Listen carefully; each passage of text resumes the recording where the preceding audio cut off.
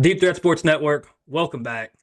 You got just Bryant and I today, and we're here with another episode of some game review. What an interesting weekend. Bryant, you were at the Mizzou game. What a crazy game that was. It was actually a really boring football game until the fourth quarter, and then shit just kind of hit the fan. And I mean, I still cannot believe the outcome of that game. I mean, we had the scoop and score for the win was absolutely unbelievable. You said the place blew the top off. Like, once again, I know there's no top, but I mean, figure of speech here, just blew the roof off the building. Absolutely. I was sitting on the hill with a buddy, and people were going so crazy when we scooped and scored for that touchdown that I got knocked over, and I was laying on my back, and I heard the cannon go off, and I asked him, "Did we score?" And he said, "Yeah." I was screaming. It was awesome. Place was loud.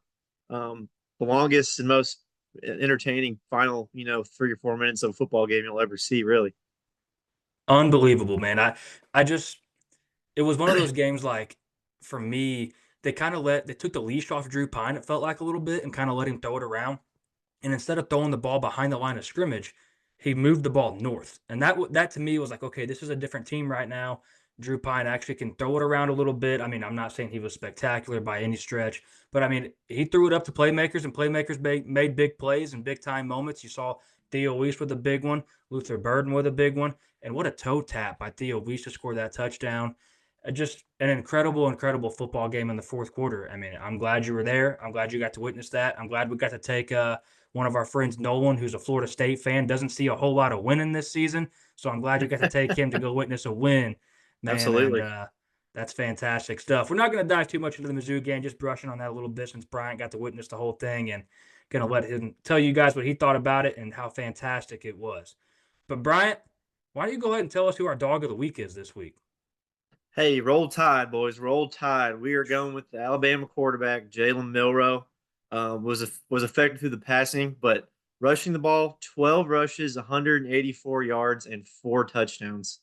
I mean, those are Ashton Genty numbers. Yeah, man. And you were at the game, so I don't know if you got to rewatch this one a little bit. I'm sure you did. You always do. But every time I looked up at the TV that had the Alabama game playing, Jalen Milroe was getting loose. I mean, we're talking like not just, I mean, 12 rushes, 185 yards. I mean, he is getting loose for massive gains Hmm. and just constantly putting it in the end zone. And more from that game later. But yeah, man, Jalen Milroe, no questions for me.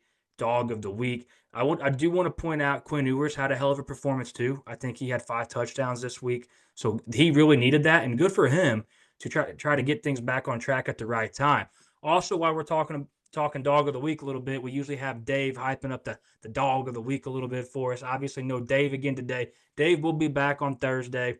Dave's just taking care of some things, and we can't wait to have him back. But Brian, while we're here, man, let's dive into our quickie segment. And on the first game we Absolutely. got on the quickie segment is we got BYU 22 at Utah 21. Why don't you go ahead and tell me a little bit about what you thought from this football game? Actually, when we got home from the Mizzou game, this game was still, cooking and still on TV since it started at like 9:30 Central. Um, like we saw, Utah scored all their points in the second quarter, and BYU, kind of controlled the game in the second half and let them come through with that late field goal there at the very end of the game. Um, Very big defensive battle, like we discussed last week in this game. Both defenses are very very good.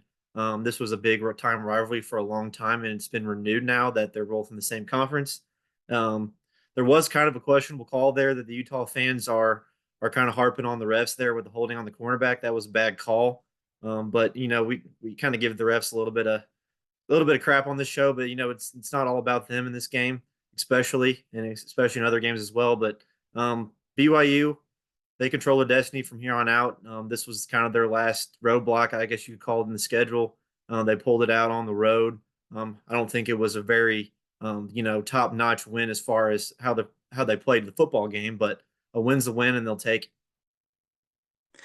Yeah, Brian, this was one of those games too, like for BYU, like you kind of see it could be the hiccup on their schedule at the end, and congrats to them for getting it done. And they look to be the Big 12 front runner for sure at this point in the season. I will say I thought it was the right call, and not to really dive into that too much. I mean, it looked to me like he held him breaking out of his route. I mean, I thought it was Mhm. the right call. I really did. But the next game we're going to talk about is Nevada 21 at Boise State.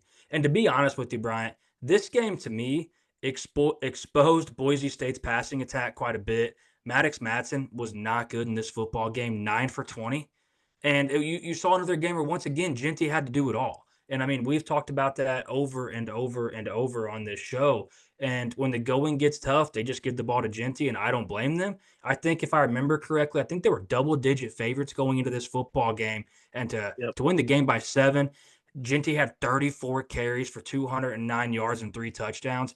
I do want to point one thing out about Genty that I almost feel like we jinxed him here because we've talked about this over and over and over.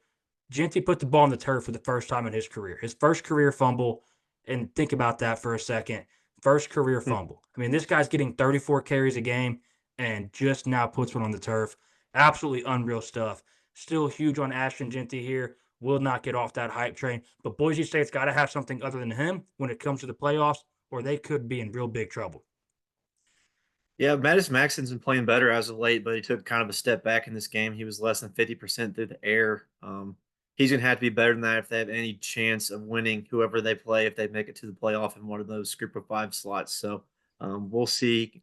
He needs to pick it up for sure because Genty cannot do it all every game, even though it seems No, like he can. I 100% agree. The next game we have in our quickie segment is Virginia 24 at Pitt 19. Bryant, did you lay eyes on this one? Yeah, I watched the replay of this game. It kind of started out weird for Pitt, excuse me. Virginia kind of landed a cheap shot on their quarterback and knocked him out for the game. Nate Yarnell comes in, was not very good. Looked like Drew Pine against Alabama. 2 interceptions, like 30% through the air. I think this pretty much mails it in for Pitt as far as any playoff implications are concerned. Um, I think the ACC is pretty much almost set in stone now, in my opinion, after what happened last week, especially with this game. Um, they've been playing with fire like a lot of other teams that we've talked about numerous times, and they came up and bit one. It was a very ugly game, tons of penalties, 4 turnovers. They did not play well enough at all to win this game, and Virginia took it at home or on the road in Pitt, excuse me. And Virginia is really not an overly great football team either. So this was an overall bad performance by Pitt, regardless of their quarterback getting knocked out early. Yeah, I totally agree with you, Brian. Just a really, really ugly football game here. So moving on from that one, we had Iowa State 36 at Kansas 45. Excuse me. You know, Iowa State's offense did not lose this football game. Their defense just completely crumbled. And we saw Iowa State's defense be so good early on in the season and really give them the chance to continue to win football games, to really make them look like Big 12 contenders. And Kansas comes out here and has 237 rushing yards, 295 passing yards, just put on a damn clinic, Brian. I mean, an absolute clinic. But on the flip side of this, you take a step back, and Iowa State's offense early on was kind of the question. Are they going to have enough to push them over the hump and pair up with that defense and have success? Well, I mean, it was completely roles reversed. Iowa State's offense looked extremely good. Rocco Becht and Jalen Noel, that combo was really damn good, and they went 8 for 127 and 2 touchdowns. Really, really great performance by them. Should give them, something to look forward to for the remaining of the season with that offense. They just got to get that defense humming again. And where was this with Kansas early on in the season, Bryant? Now all of a sudden, Kansas looks to be like not world beaters because they're not world beaters, they're not good, but like they look like they are a competent, high-powered offense, like we kind of thought they would be coming into the season. Jaden Daniels and Devin Neal are extremely good, and they are finally clicking. It's just too late. Yeah, I definitely agree. They're looking like we thought they were preseason. They've just been, pretty bad between those middle games on their schedule. They've looked good last week. They obviously beat a very good Iowa State team this week. I think obviously they don't have much to play for as far as a bowl game or anything like that because I think even if they went out, they're not going to make a bowl game. But yeah, Kansas could spoil some teams down the stretch and see who they have on the rest of their schedule. But where was this to begin the season, like we said? I mean, just absolutely insane stuff that they just now found it, and it's too late. Hmm. So, getting out of our quickie segment here, we're going to kind of go into our top games, and we're going to break them down. We're going to dive deep in it here. And the first game that we have on the docket is Michigan 15 at Indiana 20. Brian, this game to me was one where I know we had Indiana to cover, and we talked about it on this show. And Indiana jumps out, man. I'm texting you and Dave, and I'm like, Curtis Rourke. I mean, this guy's just unbelievable, dropping dimes. Go up 17-3. and just completely stall out. You see Michigan's defense kind of make a flip and make a stand. It looked like Michigan could only kick field goals. Well, Michigan drives right down and answers late, gets a touchdown, their best drive of the season. In all seriousness, it really was. And they made it interesting. And Indiana had to come back and answer, and they did that. So I don't know how you felt about this one, but it was an entertaining game, and it was a battle test for Indiana. And I think it was a good test for them going into the bye week where they have Ohio State up next and they're trying to make a playoff push. This was a good matchup, good test for them to match up against a really good defense and see what they have. Yeah, this game was a classic trap game for Indiana. They've played some decent teams this year, but haven't really been truly, tested and faced that adversity late into a football game. And they kind of forced it on themselves with stalling out so much in the second half. But yeah, you're right. They faced a really good defense. This is a perfect bye week for them to help come prepare for Ohio State. They got 2 weeks to prepare for them and dive into all the film for that game. Um, May have been looking ahead a little bit in this game, but I doubt that with Kurt Signetti. But you never know how, like I said, classic trap game. But credit to Michigan, they kept this one close on the road against a top 10 team. Um, like you said, they weren't very efficient on offense, but they had that one pretty good looking touchdown drive there in the second half. So Michigan could also play spoiler to some teams. They got Ohio State in their schedule yet too. So I doubt that game will be as competitive as this one, but you never know. That game seems to always be close, no matter how good or bad each team is. So, credit to Indiana for getting the win when they easily could have lost this game late there in the second half, and we'll see how they respond in 2 weeks against Ohio State. A couple things from me too, and the fact that Indiana's defense held that two-headed running back duo to 69 yards. I mean, that was really impressive stuff. That really, to me, was the biggest takeaway from me from Indiana in this football game is that they can't stop the run. And we talked about Pons being in the secondary on that team. Incredible cornerback, especially a man cover corner. Really is a ball hawk. That defense, man, they can do it. And I think Hmm. this offense can do it. And I think Kurt Signetti, right now, in my opinion, would be the coach of the year. I mean, I'm truly making a Absolutely. case for him to be coach of the year. The guy is unbelievable to me right now, and what he's done to this Indiana program in the matter of a season is absolutely spectacular stuff. Hell, Brian, I'm in the background right here. We got the college football playoff rankings dropping, and I'm looking at it right now, and you see Indiana in the 5 spot. Nobody in this country thought Indiana was going to be in the 5 seed going into week 12 of the college football season. There's just no way. I mean, I mean, most people probably would have bet their under on win Yeah, totals. There was so much change here. we're only talking about Indiana this late into a season and during basketball, not college football. So, Yeah. yeah, Yeah, this you is a to your wild point, ride for man. them. They have to your point, they have turned the page usually by now and they're like, "Thank God basketball season's here." And But they man, hey, have And they have, so many arguments of why they've been good. They've been efficient on offense in every game, even though they did stall out in the second half here. That happens. Not every team is going to be top notch every game. But like you said, what was very pleasing to see from them was how their defense performed against a very good rushing attack from Michigan. Now, I know that when you play Michigan, you can kind of key in on the rushing attack, but still, Michigan's running backs have been running all over a lot of good teams this season. So Indiana is definitely a force to be reckoned with moving forward in this season. So that game against Ohio State is going to be a fun one to watch. dude, I love watching it. I'll be honest with you, Brian. I just love watching it. I love watching teams like this outperform expectations and give us a real good talking point. And I really, really hope we're talking about Indiana. I in a deep playoff push, and I would love nothing more than to watch Indiana beat Ohio State. How incredible would that be? That game, I Hmm. believe, is at Ohio State, so going to be tough. Don't want to put the carriage in front of the horse, but Indiana can definitely get it done if they keep playing solid football like this, and Kurt Signetti gives them a chance. So the next thing we're going to talk about, the Georgia Bulldogs 10 at Ole Miss 28. Bryant, this was a game that was like a roller coaster at first. I was like so quick because you see Jackson Dart come out, throw that interception, Georgia in plus territory. Jackson Dart's hurt, and I was like, holy shit, we're about to watch Georgia come out here. The dogs are barking. You're about to watch them come out and run Ole Miss right off their home field. And I'll be damned if the opposite of that did not happen. So tell me what you saw. Tell me what you think. Tell me how you feel about Georgia. We've been kind of hard on Georgia, and I just saw the playoff rankings. They're keeping Georgia out of the playoffs as it sits right now. They're at 13 on the outside looking in. So tell me what you think about this.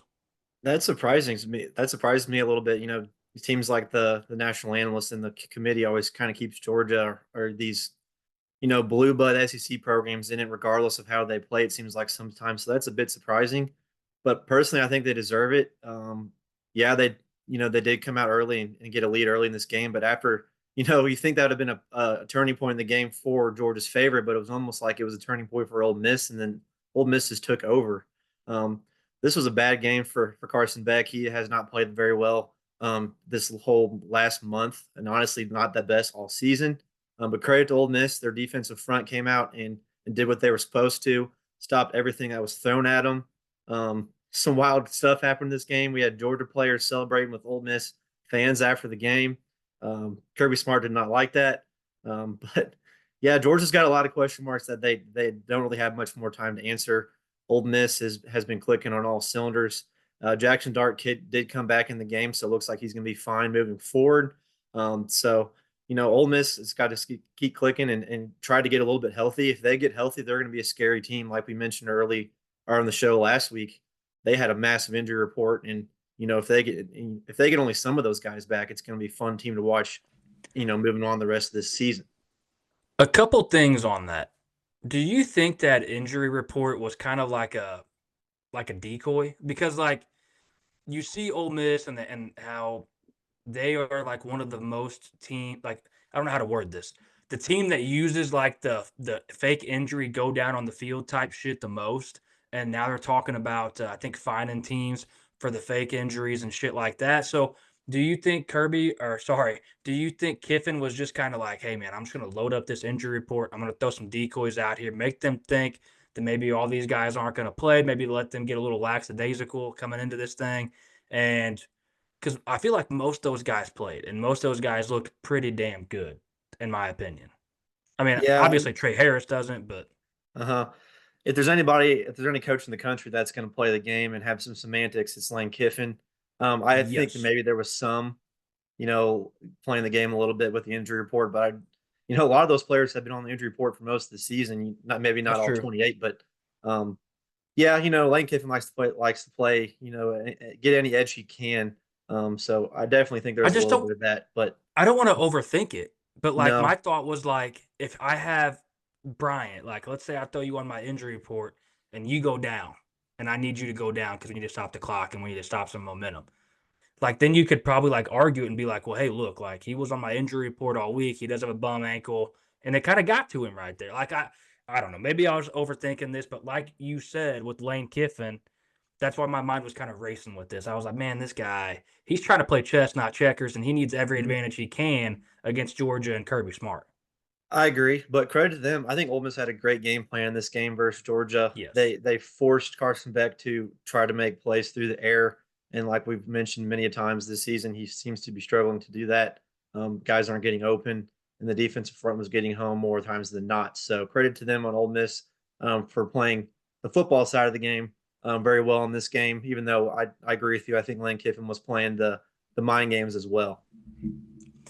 My thing is, like, every time I looked up, like, I don't think Ole Miss's offense was incredible, No, they but, didn't like, play they had great. explosive plays, and, like, on Hmm. 3rd downs, like, I remember a specific, possession they get the ball, like, on their own 1, and they barely gain, like, a half a yard on 1st down, and then it gets to, like, 3rd down, and they just blow one over the middle for, like, a gain of, like, 25 and I was just like, "Jesus, Georgia, like, this is taking the wind right out of your sails, like, you needed to stop right here, and you woulda had plus territory if you coulda got off the field on that 3rd down." And Jackson Dart, poised in the pocket, throws a dart over the middle, pun intended, actually. Not that wasn't on purpose, but throws a dart over the middle, and they're off to the races. And another thing I got from this game, Bryant, Austin Simmons, the backup quarterback that came in for Dart, that took Ole Miss right down the field to answer that Georgia touchdown out of the gate, looked incredible. Like I was actually really, really surprised they pulled him back out and put Dart in. Now, obviously, I respect everything Dart has done, and Dart is a damn good quarterback. But when it didn't look like Dart had it early and looked like he could be a little banged up, Austin Simmons was incredible, and he has real velocity on the football. Oh, dude, he can absolutely sling it, and credit to Oh him my for. lord. I mean, he looks like Anthony Richardson throwing the ball out there, like barely Yes. even doing anything, and it was just like a rocket. Like we saw with Yes. Drew Lockett back in the old Mizzou days, just slinging the ball with effortless almost. Just flicking the wrist. And credit to him for coming in cold, not expecting to play in this game whatsoever, and just Yeah. marching right down the field and turning what I mentioned earlier, turning a turning point from what should have been in Georgia's favor to in Ole Miss's favor. So And that and was and to your great drive point, from it him. was cold and rainy. It was. Cold and rainy, shitty weather. And also Yeah. what kind of blew my mind, I just hit my mic. I'm sorry for all the people that were listening out there. It's probably loud. But like what blew my mind too is, dude, they didn't like try to run the ball when he came in. I mean, they went straight to it. Hey man, Yeah. you're going out there, you're gonna wing it around. We got the utmost confidence in you. And that to me, like, just gave me all the answers that Lane Kiffin is going to be just fine without Jackson Dart, like in the future. And those two together, Austin Simmons and Lane Kiffin, that is, are going to be a problem for other teams, especially if they keep some of this receiving core talent around them and keep building at the pace they're building. Also, Ole Miss defense, damn good football game, man.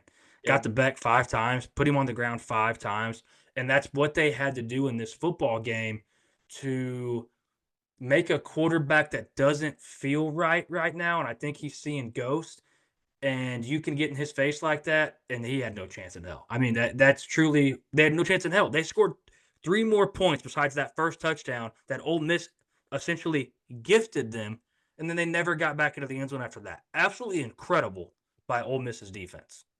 Yeah, Georgia thrives on running the football and building a game plan after that.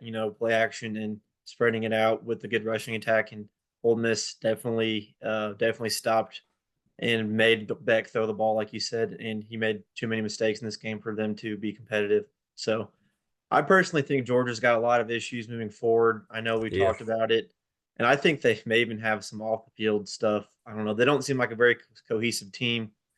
Kirby Smart, I mean, obviously they've had the issues with driving and all that stuff in recent years, but when you got players celebrating I get it, it was his buddy from Ole Miss, but whatever. When you got players that should be in the locker room out there on the field with fans, you got Carson Beck laughing with 2 minutes to go while they're in their ass beat.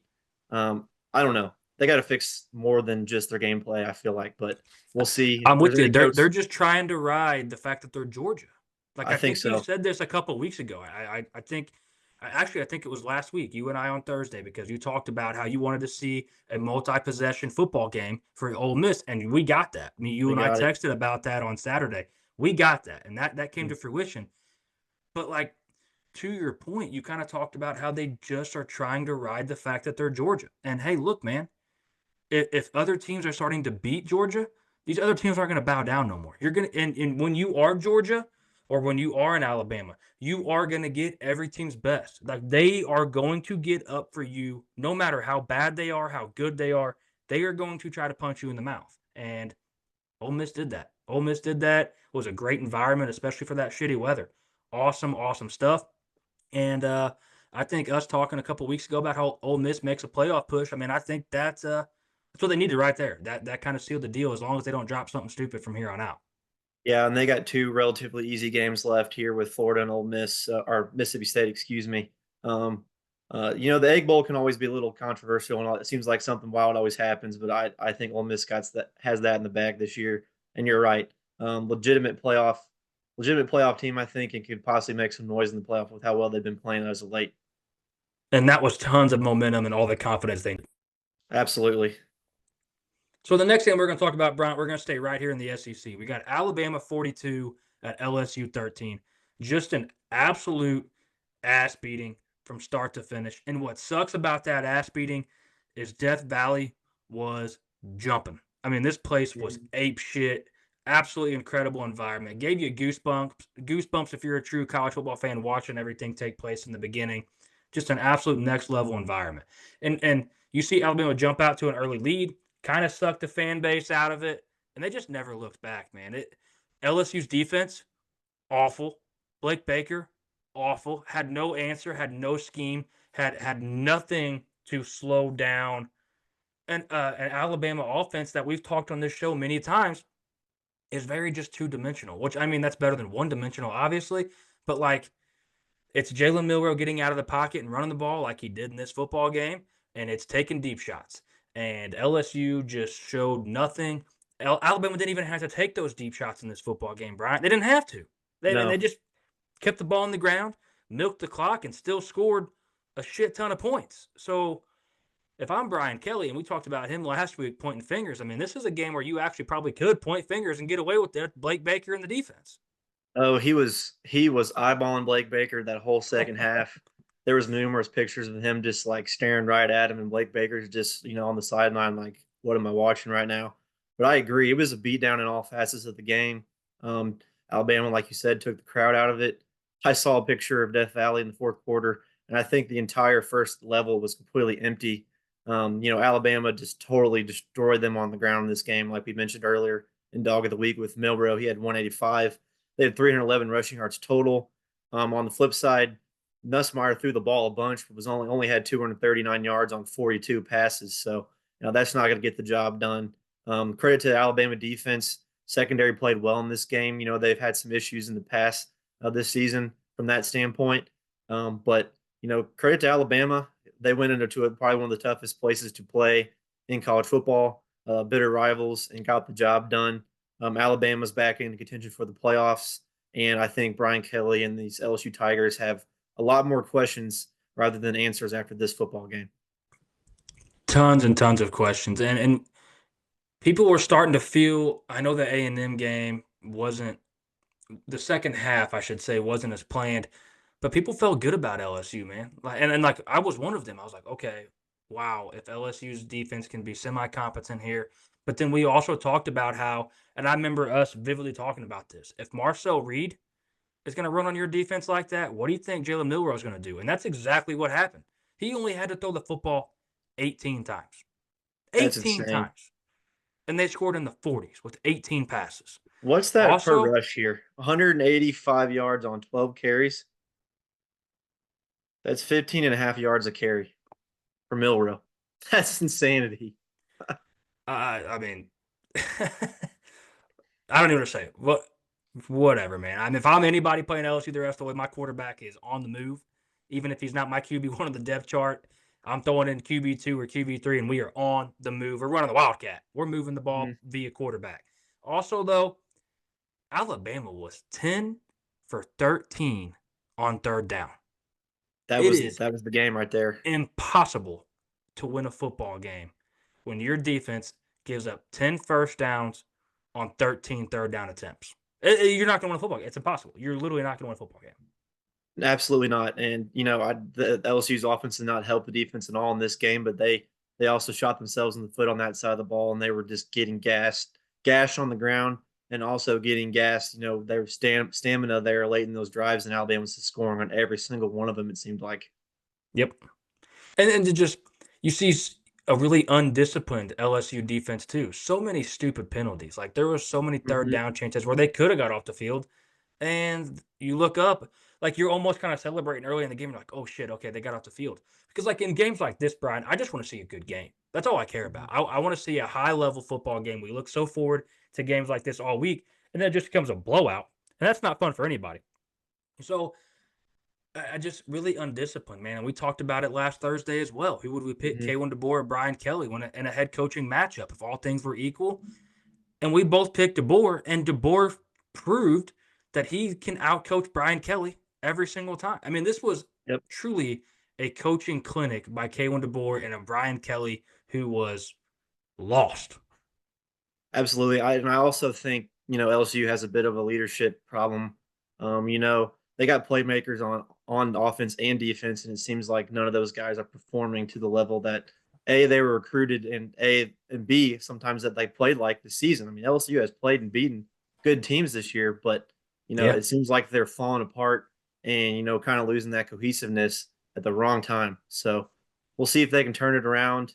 Um, their playoff hopes are dwindling, especially They're after gone. this. I But think they're gone. I think they're gone. I mean, they're already ranked below some other teams that we talked about are already probably done as far as playoff concerns are worth. But yeah, Alabama on the up and LSU on the down for sure after this one. Absolutely. And what really boils down for LSU is probably three things. You see Nussmeyer no longer playing at Heisman level potential. I mean, and early on in the season he was. You see Kyron Lacy kind of, I don't say crash back down to reality because I think he is an incredible like first round receiver talent. But like you see teams really key on him. And it looks to me like Nussmeier isn't getting through his progressions right now. You kind of see this LSU offensive line getting knocked back on their heels, which didn't happen early on. And like we talked about, man, you see a Brian Kelly and a Blake Baker that's just not meshing on the sidelines right now because they look totally lost on defense. And this defense is a unit on this team that truly did crash back down to reality because they were outperforming expectations and now they're not. And this is what you get. This is everything in all seriousness coming into the season that you and I and Dave talked about what we really actually expected of LSU. This is really kind of what we thought. I mean, this is it. And I thought moving forward throughout the season that they kind of grew past some of those pains, and Blake Baker really did make a change in year one. And hey, here we are now. I think LSU will be on the outside looking in, and I think you're right.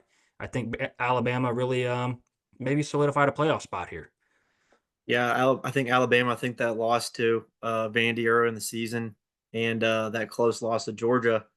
They had some adversity in those games, and honestly, even the Mizzou game, even though they beat us, handily there in the second half, we kept them to 6 points in the first half and into the third Yeah, quarter. And honestly, they didn't really beat us on offense either. So, they've been through some adversity and played some tough games, and I think I that's think helped they them. lost to Tennessee though, right, Brian? Not Georgia. I think they legged the Georgia game Yes, out and I'm then lost sorry. to I'm sorry. Tennessee, Yes, you're right? I correct. think. Yes, Okay. yes, Okay. yes. Sorry, I misspoke there. But anyway, yeah, the adversity they face has helped them kind of hone in on what they need to work Yes. on, and they're hitting their stride here as Alabama seems to always do late into Yep. November, towards playoff games. So they'll be a fun team to watch here going into December. Credit to Kalen Bohr, man. Like I don't want to keep harping on it, but like credit to him because the going actually got really tough for them. Like Yep, that their Vanderbilt backs were loss was against the like, wall. yes, he was sweating. That Oh, Vandy loss, he was absolutely. sweating. Mm-hmm. So credit to him for righting the ship and getting this team to rally around everything that was going on and all the hype you hear out there and all the people that were hating. Congratulations, all the naysayers, as Nick Saban would say. So credit to Alabama and Kalen DeBoer. The next game that we're going to talk about is probably the most frustrating game for me. I don't want to say all season because I'm a Mizzou fan, but like let me preface this. Let me just go ahead and tell you the score. Miami 23 at Georgia Tech 28. This is the most frustrating game for me all season. One, because this network called Miami going 12-0, and it looked like that was going to come to fruition with ease. Yep, And I'm a huge Cam Ward fan. And Cam Ward's taking a lot of heat, and we see Cam Ward's Heisman odds really slip after this game. That's crazy to me. That is absolutely crazy to me because Cam Ward, to me, is still the best quarterback in the country, and Cam Ward still had a really good football game. yep. So I don't want to fault Cam Ward at all. I'm just really pissed off that Miami, the Mario Cristobal effect happened here again, I think. Absolutely. Outcoached. And Georgia Tech really didn't even play that well, in my opinion. No. Um, so Miami's defensive woes have finally caught up to them. Like we've mentioned last week and numerous times before, they were a team that was playing with fire. They easily could have had two losses already on their schedule here with that Cal and Virginia Tech game earlier on in the season. Yeah. Um, and like I mentioned, Georgia Tech really didn't play that well. Their starting running back got hurt early on in the game. Yep. Two QBs moving in and out with Haynes King and their backup, running two quarterbacks at the same time on multiple possessions. Leading receiver only had 28 yards on 4 catches for Georgia Tech. So, I mean, Miami, that seems so weird to say because Georgia Tech had a bad game, but their defense also played bad at the same time because they weren't helping them. Now, credit to Georgia Tech for sustaining drives and keeping the ball out of Cam Ward's hands, but you know, I don't know. This is tough. Georgia This is a Tech tough ran matchup. for 271 yards, Yep. 5.6 yards per carry. Yep. Cam Ward threw for 348 yards and 3 touchdowns and no interceptions. And they lost this football game 28-23. Hmm. Georgia Tech had 16 total passes, Bryant, for 99 yards and 2 touchdowns. Every time you saw Haynes King back out in the huddle on the field, what in the hell was Miami's defense doing by not blowing it up? Like he's Yeah. going to run the football. He Yeah. He was could not going throw. to run the football. He was banged up coming in. I'll be the first to tell you, though, I'm mind blown he had 20 carries in this football game. Dude, 20 carries for a banged up quarterback. he was falling down and grabbing his shoulder almost every time he got tackled. It was insane. I was like, how's this dude even playing? Um, early on in this game, I think Georgia Tech kind of set the standard there with that long touchdown run right off the bat in that Yeah. first drive that they had. That kind of set the tone. And from there, they didn't really have many explosive plays on the ground, but it was like, all right, 2nd and 6, 3rd and 2, first down, repeat, repeat, repeat, and just Dude, the methodically end driving around the ball. arounds, I the wonder what jet was sweeps, end arounds on third downs were um, just I'm, eating I'm gonna look and Miami see what up. time. I'm gonna look and see what the time of possession was in this game because it had to have been insanely favored to the Georgia Tech side of the ball because I think that was It part of the had to reason be they won this game because because they ran the football the whole game because their leading receiver was Malik Rutherford with 4 catches for 28 yards. hmm Just, if I can find you it. said it earlier. They just completely limited Miami's possessions. They left the best player in college football, in my opinion, off the field Yeah, by running, running, running. Georgia Tech had almost 35 minutes of possession, and Miami had 25. So that's it right there. Methodical drives, keeping out of Cam Ward's hands, and Miami not being able to get off the field. Lost Yeah, in this the game. the third and short conversions, man, that'll kill a defense, especially when the defense is already struggling. I just Yeah, I'm Georgia mind Tech blown. 9 of 14 on third down, Miami 3 of 10. So There you go. Between time of possession and third down conversions, there it is right there. I mean that say no more. That is what it is. And and then what sucks. Go ahead, Ryan. I think what that caused in this game was Cam Ward trying to do too much a little bit, Yes. moving around the pocket, holding on to the ball too long, Yep. which he's had to do numerous times this season, and it's worked out until this point. But he's got to get some help from the defense at some point. Um, they do still have a shot to make the playoffs. I really do think with Oh, the absolutely. ACC I still think they win championship. the ACC. Yeah. Yeah. So, they have a chance to redeem themselves, even though this was a pretty bad loss from numerous angles. So we'll see how they can, fix that. But they got some issues on the defensive side of the ball for sure. I'm willing to say this on the show still to this point. I still think Miami's the best offense in the country. I really do. I mean, they are a two-headed monster at running back. They're four deep at receiver. I think hmm Cam Ward is the best quarterback in the country. He does take care of the football. The one thing that he does that bothers me sometimes is exactly what you just said. He Yep. holds on to the football a little too long sometimes, trying to get the big shot. And, you know, it works most of the time for him. hmm In this football game, it did. And I don't know. Tries to make I the don't. big play too many times. Try He does. almost He like does. Milrow trying to throw it too deep when you can just Yeah. take a 10-yard pass right over the middle or something that seems to always be That open is in this football. that is one thing he has to learn, especially going forward to the NFL, is, hey man, you don't have to get 20 on every pass. If the defense is going hmm to give you five underneath and it's first down, take the five, make it 2nd and 5. If it's 2nd and 6, take the five underneath and make it 3rd and 1. I mean, so that is a couple things. The one thing that he has to work on, I agree. And other than that, though, the best quarterback in the country, I think, and I really do think that he gives Miami a true chance to still go win the ACC. I know SMU is going to be a tough task at hand, and it looks like to me like SMU and Miami are going to square off in the ACC championship, and I can't wait for that. That's going to be a game where there's two extremely high powered offenses that Yep. can ramp it up, and two defenses that struggle at times, and I think you see both those quarterbacks just flat go at it. So, I mean, I don't have anything else on this game, Bryant, unless you do. I just want people that look up and see the score, like the casual fan that just looks up and checks scores. I want them to understand that I know Miami only scored 23 points, but the fact that Cam Ward is going down that far in the Heisman watch or the Heisman odds is ridiculous because this game does not come back to him at all. 348 yards, 3 touchdowns. So Absolutely. If Miami could find a lick of defense, especially stopping the run, which they've struggled with all season, they could still be a very dangerous team. So, and that's if something you they can had a coach and work on probably these last few weeks and try yes, to try to narrow that down and figure out what the issue is. So, they're still a team to watch. I think we knew this was probably going to happen at some point in the season, and probably lucky for them that it didn't happen in a championship game or in the playoffs. So, absolutely. we'll If see you're if going they to can lose, fix you're it. right, man. Do it now. Do it now. We'll have a wake Yep. up call.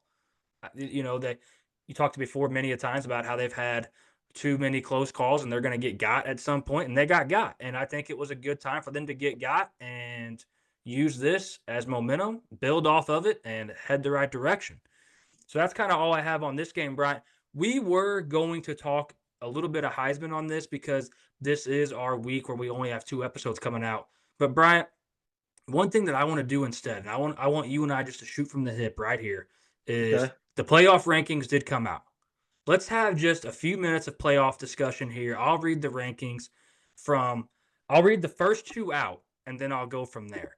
So Okay. first or second team out would be SMU at 8-1, which is crazy to me because their only loss is to a team that they have at number 6, which is technically the number 4 seed because of the playoffs setup, and BYU. Crazy to me that SMU is all the way down here at 14. They have Boise State at 13, which would technically be getting in at the 12th spot, which leaves Georgia as the first team out. And Mm-hmm. then their rankings the rest of the way were Ole Miss 11, Alabama 10, Miami 9, which they have at the 3 because of the ACC spot, Notre Dame 8, Tennessee 7, BYU 6, which, like I said a second ago, would really be the 4, Indiana 5, Penn State 4, Texas 3, which is technically the 2 seed, Ohio State 2, and Oregon 1. The SMU hate to me, and I just campaigned about how much I love Miami and I think Miami is going to Mm-hmm. win the ACC. But the SMU hate, dude, I don't get it. Yeah, they seem to like they already wrote off that Miami's going to beat them in that game with those rankings. I mean, a 2-point loss to BYU was the only blemish Mm-hmm. on this whole schedule for SMU. Like, why the hate? I can't make it make sense. And that was when I think they had Preston Stone playing quarterback at that point. They'd made a change. Yeah, I think we're talking about, like we did earlier with the Georgia, Miami's the bigger name. And it seems like a lot of times they keep those teams up there when they probably necessarily shouldn't be. Not saying that Miami should be behind SMU, but I think you can make an easy case that Georgia should be behind SMU. Um, Probably Boise State too in those rankings. And I definitely think Boise or SMU should probably be in the top 12 for sure based on their resume. So I mean, I think how do you leave them out, I man? don't think you can, but it's kind of So a logjam at the top this it time of is, year, man. and this Miami loss kind of threw a wrench in those in their rankings for sure. It is. So I'm just gonna ask you real quick. Do you have any problems with the top 4? And when I say the top 4, the first 4 teams to get a bye. So you got Oregon 1, Texas 2, BYU 3, Miami 4. Sorry, I had that backwards earlier. BYU is at the 3, not the 4. Miami is at the 4. Do you have any problems with those top 4? I don't personally know. I think those are the I, favorites to win the champions in each league. I'm with you. I don't see how there could be any confusion on that at all. No, One thing I do see. Go ahead. Sorry. I think the SEC is still definitely up for grabs. I do think by BYU wins the Big 12 pretty easily. Maybe not easily, but they're the heavier favorite now for sure. Oregon Yes. still has a tough road. They're gonna have to play um, a very good team in that Big Ten championship, and then on in the ACC, we just talked about that game a little bit. I do think Miami probably wins that game, but you never know. We're higher on SMU than a lot of other people, so SMU could easily be right there. But the top 4 buys, I think, are probably where it should be right at this point in time. One thing I see here, Brian, and I totally agree with you, but one thing I see here too that we've kind of talked about is that gave us a little bit of answers is we sat here and we talked about what conference is going to get 4. Well, they gave us our answer this week when you got 4 from the Big Ten and you got 4 from the SEC. And how Hmm. crazy is it if I told you that one of the 4 from the SEC was not Georgia? If I told you that going into the season, you'd have been like, dude, Colin, you are a dipshit. I mean, and I would have agreed with you. Absolutely. They just been playing the best football this season. It has been a wild season in college football for sure, but the cream of the crop has risen up in the SEC and the Big Ten. I'd say you can argue some of these Big Ten teams are playing, if not just a little bit better than some of the SEC teams, as where they are Yeah. ranking wise. Yeah. But a lot of the good teams right now that are playing up, like we mentioned, the Alabamas, the Texas, those type of teams are playing better football right now, and that's why it's reflected in the rankings. So I have a question to ask you, Brian, and Yep. we can kind of wrap it up with this. Just some thought that I have. We have Notre Dame sitting here at the number 9 spot. How how is it possible that you're going to have Notre Dame at number 9 in over a team like SMU, who has the same record with a loss not to Northern Illinois and a loss to your number 3 seed BYU by 2 points? And they don't play in a conference championship game. How in the hell are you going to put Notre Dame in over them? That is my one argument in this. And I think Notre Dame's a good football team. I'm not trying to dog on Notre Dame. But that loss to Northern Illinois is by far in a way 10 times over worse than SMU's loss to BYU. Hmm. I agree with you. Notre Dame has been playing very well lately. But that Just, loss is still a scar in their schedule. I think this is a double-edged sword from that standpoint. I think the college football playoff committee kind of takes preseason rankings too, and like, oh, Notre Dame was yeah, number 4 to start the season. They're 8-1 or whatever now. We can't drop them that far. I think that's yep, part of it. Maybe not all of it. And also, like we talked about on the show twice now, and earlier in the season, it's Notre Dame. I mean, they're yeah, America's football team to some people. You know what I mean? They're yeah. they're a No, that's national fair. brand. They're going to put Notre Dame in for SMU 9.9 out of 10 times. It can be a Yep. little confusing, but I feel I And feel what? over I feel overall those are decently good rankings. I'm happy they Yeah, kept they're not Georgia bad. out. I'm happy they kept Georgia out. I think Georgia should be way lower. But like we mentioned, it's Georgia, so I don't know. I My only real actual complaint on this, and you can dissect this however you want, and you can shuffle these same teams. Like if you look at our rankings, which I know we didn't drop them this week. I mean, this is what we would have. I mean, we would have the same 14 teams in the top 14. So I think this is accurate. But like I said, I can't get past the SMU Notre Dame thing a little bit, and that for me is going to I agree be with a you. huge gripe for sure. And let's talk about Boise State real quick before we hop off here. They are looking to be the G5, team that makes it, even though they almost got by Nevada, and they look very, very one dimensional more now than ever. So, Hey, let's if talk real quick there. If you have the rankings in front of you, who's still yeah, alive besides them? Washington State and who else? let's see here. So after Boise State, the next G5 would be Washington State at 18, that it still has one loss, and John Mateer is a damn good quarterback, much They better than Maddox Madsen. Yeah, they definitely still have a And chance. absolutely. And then it would go down to Army 24, Tulane 25. Army undefeated. I don't think Tulane has a chance at all. I do No, think it's fair to throw them at 25, especially because you had like Pitt and Iowa State lose this week and you got to bump them out. But Tulane doesn't have a chance. But hey, we've kind of said this for a couple of weeks now. It's an Army, Washington State, Boise State race, and is yep, whichever one of these teams has another blemish is done. And if they all win out, it looks like they're going to give that edge to Boise State. So all Boise State has to do is not lose. That's it. absolutely. I agree. It'd be awesome to see Ashton Genty in the playoffs for sure. It I don't would, know. man.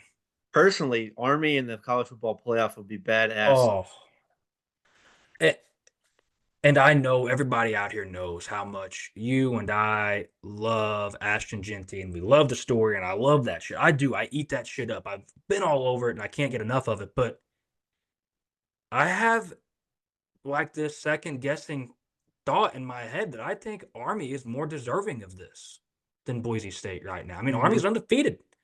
They're Yep, undefeated. What have they done wrong? Like, how can you look at Army and be like, well, you're not in because of, okay, because of what? Like, we've not lost. So, absolutely. and What I listen, I hope. know Boise State's loss is to Oregon, and they're the number one team in this bracket. And it was a Mhm. respectable loss. It was a fairly close game. At one point, it looked like Boise State might get it done. So Yep, I get it, but I get it. they haven't lost, man. Army What hasn't I lost. hope happens, just for college football fandom and my personal um, aspirations with this season, is I hope no discredit to Washington State, but I hope what happens is at the end of this season, it comes down to Boise State. If Army wins the Army Navy game, they're in. If not, Boise State gets in. That'd be awesome to have playoff implications with that Army Navy game, like So win you're in type deal with Army in that game. Let me throw you a curveball though, because let's not forget what I want to see, Bryant, that happens even before that, is I want to see Army beat Notre Dame. I don't think Notre Dame I, needs to be in. true. I And I forgot they want to play. see Army win that game, and then Army's 100% in, and then that gets Army and SMU both in at that point because now Notre Dame's gone. Army's the G5 team. Notre Dame see ya, and SMU slides in Notre Dame spot. That's what I want to see. But Yeah, it I looks to forgot me about that like, game. yeah, that's going to be a banger. But it still looks to me like they would give the leg to Georgia over SMU. Now, listen, I don't want all the Georgia fans out there to get all pissed off. I don't want all the SEC fans to get pissed off. I think the SEC is the greatest conference top to bottom in college football. I don't think Hmm. top heavy wise are the best right now this season, Yep, but through and through a whole conference they are the best, and there's no bye weeks for any of these teams because the SEC schedule is brutal right now. But SMU needs to be in over a Georgia because SMU's only loss again was to BYU. Like if you're gonna have Boise State in there because their only loss is the one seed Oregon, then you can't make a case to me right now that SMU doesn't get in because their only loss is to your number 3 playoff seed. Like how is that any different? How is it any different? It's that doesn't not. make any sense. Absolutely, splitting hairs SMU at has that point. better wins than Boise State, and I know Boise State can't help their schedule. I've preached that all year, but like they have or sorry, I'm drawing a blank. They have better wins than Notre Dame. Like I know Notre Dame beat Texas A&M to begin the season, but SMU has been a complete team since they made the quarterback change. So I don't know. I guess enough harping on the SMU thing, but like if you're going to have Boise State right there as your 12 over Army being undefeated because their only loss is to Oregon, you cannot make a case for SMU to not be in the playoffs as well. Plain and simple. Absolutely. It's going to be fun to watch these last few weeks here and going into conference championship weekend in early December. Um, truly do still think that there isn't a overpowering team in the nation this year. I think any given team could lose. Typically in the past, ever since the college football playoff and even before, it was always, damn, nobody's beating Alabama this year. Georgia's a Yep. juggernaut type deal, and I don't feel like that's at all the case this season. We've seen it through 11 weeks, so it's gonna be fun to The watch here these last only few games, and we'll see what happens. The only rebuttal I have to that, I totally agree with you. I think 2 through 130 plus, I'm being not trying to be too far fetched here, but 2 through like 25, let's be realistic, is Hmm. maximum parity. I Like think I see an personally, Oregon team that is getting better and better as the season goes on, and I but if think they are the front runner for me and obvious reasons. but like if they played Washington State right now, that would be a football game. Yeah, that's a fair point. That's a fair Whereas point. it, That's a fair point. whereas 4 or 5 years ago, Oregon beats them by 3 or 4 touchdowns. That similar type scenario. It seems like there's not an overpowering team, in my opinion, this season that's deemed as unbeatable. So we'll definitely see. There's a lot of teams that have, like we mentioned, Army and Notre Dame still have to play. There's a lot of big time games. Oregon or Ohio State, Michigan still have to play. That could have some implications as well. So, um, I want to see Notre Dame drop one because I don't think they're deserving. I don't think they're more deserving than some of these teams that they're leaving out because I don't think they're more deserving than the 2 loss Georgia. I don't. I definitely I mean, agree. so that Northern Illinois loss is the worst loss of any team in the top 25, probably. I mean, I'm just guessing. I haven't really dove into the top 25 yet tonight because it just dropped while we were doing this live. But like, I'm willing to bet that Northern Illinois loss is still the worst loss of any team in the top 25. 100% agree. But Northern Illinois didn't get better after that. They were no, like they're like a they mediocre lost to football team. they lost to Buffalo 2 weeks later. Yeah, and So, remind you, Mizzou beat Buffalo like 38-0. yep. So if you hate on Mizzou, like let's bring it full circle. So we don't get to dive into it too much. This is all surface level for us. Last thing, and then we're gonna get out of here, Bryant. All right. Pick your Heisman winner right now. We did no research on this. Just pick your Heisman winner. Who you got? Personally, I think it's going to come down to Travis Hunter and Dylan Gabriel, and I'm going to roll with Gabriel just because I think Oregon's probably got the best chance um, to have the most highly touted team at the end of the season, and I think Dylan Gabriel's played himself well enough to win that title. Okay, I love it. For me, I think I have to give up on the Ashton Genty thing because we just saw him run for 209 yards and 3 touchdowns, and he He went slid down. down. Yep. Like so, they are proving that, hey, we're just not going to give it to this guy. Everybody that bet on him before this, where he's actually really deserving, kiss our ass. Like you were just giving away money. Like it's not going to happen. So sadly for me, I'm going to let that ship sail, I think. Mhm. And where I can get these guys on the odds boards right now, I would take Cam Ward or Jalen Milroe. Jalen Milroe at plus 1,800 if Bama makes this playoff push. Good Lord, that is Yeah. juicy. You know, and I think you are the correct one. I think you are right when you say Travis Hunter or Dylan Gabriel. I'm just trying to be a little different. If I actually had to pick my winner who I think wins it, like I just asked you, I'm going to go Dylan Gabriel. And Mhm. for all the obvious reasons. But just want to throw that. I think Cam Ward dropping down after a three touchdown performance with no interceptions is crazy. And I think Jalen Milroe is back in contentions for doing the things he just did on the ground and rushing for 4 touchdowns. It seems to me, real quick, it seems to me this year in the Heisman, at least the odds Vegas standpoint, that they're putting a lot of emphasis on how a team performs rather than the player. Yes. And Yes. it seems like in previous years, I mean, we saw last year, Jaden Daniels won it, and LSU was, I mean, he was electric, but LSU had 3 or 4 losses. So, I Yes. mean, I don't know. It seems There's like they're no, putting more emphasis on how a team like Cam Moore, a perfect example. Miami loses and he drops 3 spots. and did nothing wrong. Like, did not Yeah. cost his team that game. Like, I'm glad you brought that up because you are 110% spot on. And to your point again, with Jalen Daniels winning it last year, like, really? And now this year, we're going to not take into consideration just the best player because that's Ashton Genty. I mean, I'm Mm-hmm. like not trying to just beat a dead horse, but that's Ashton Genty. You Yep. know, so you were spot on, and it's there's no consistency there, and that does drive me nuts because they kind of just bounce around, and I don't like that. And you have a good performance like Genty and Cam Ward did, and you still go reverse down the board. So I'm with you. Makes no sense to me. I don't love it, but hey, this is what we're dealt with, and I think we're seeing all of Dave's I was wishes gonna come say. to fruition here. I I was gonna think they're say. really putting Colorado on a pedestal, and they're really wanting to push the Travis Hunter thing. I was gonna say I did not pick Travis Hunter, even though he's the favorite right now to win because I knew Dave was going. If Dave was on the show tonight, he was picking him no matter what. So We would not be able to hear the end of that if Dave was on no. the show and Travis Hunter was the betting favorite right now. Good God. Well, Dave, if you're listening out there, man, we still gave you your highlight, so good for you. But Bryant, tons of fun, man. Love doing this with you. I love us breaking these games down. Absolutely. Love talking about the playoff rankings off the cuff. That was pretty fun. And Yep. we'll be back Thursday. We're going to have a Thursday night episode, obviously, do our game previews for what we got coming up this coming week. Drop our Book It segment. Another nail biter for us this week, Bryant. Things are getting dicey out there on the betting lines, but hey, we're making a push. We're still plus money by a lot, and things are looking really good for us. And I feel like our content and our breakdown and our diagnosis is really, really good. I feel like we break it down for the casual fan, for just the person that wants to pick up and listen to a little bit of football and hear what's going on.